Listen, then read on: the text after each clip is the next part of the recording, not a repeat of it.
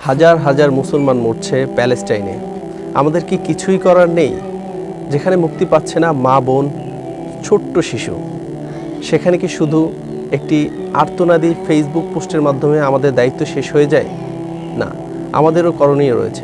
আমরা ফিলিস্তিনি মুসলমানদের জন্য করতে পারি অনেক কিছু। প্রিয় ভাইরা, বর্তমান সময়ে ফিলিস্তিনি ভাইদের জন্য সবথেকে বড় ভূমিকা পালন করতে পারে আইটি এক্সপার্ট যারা রয়েছেন তারা। আপনারা আপনাদের দায়িত্ব সম্পর্কে খুব ভালোভাবেই জানেন। কমিউনিটি গাইডলাইনের কারণে আমরা সেগুলো উল্লেখ করছি না। আর আমরা যারা সাধারণ মানুষ রয়েছি, আমরাও প্যালেস্টাইনের মুসলমানদের জন্য অনেক কিছু করতে পারি।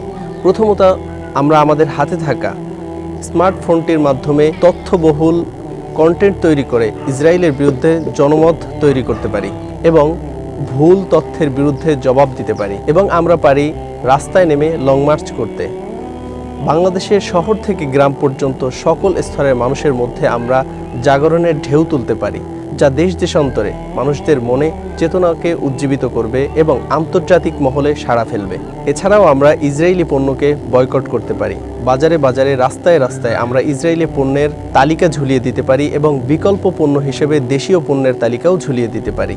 এবং আমরা প্যালেস্টাইনি মুসলমানদের পাশে দাঁড়াতে পারি, বিশ্বস্ত মাধ্যমে তাদের কাছে খাদ্য, বস্ত্র এবং ওষুধ সামগ্রী পাঠাতে পারি। সর্বোপরি আমরা তাদের জন্য আল্লাহ তাআলার দরবারে দোয়া করতে পারি।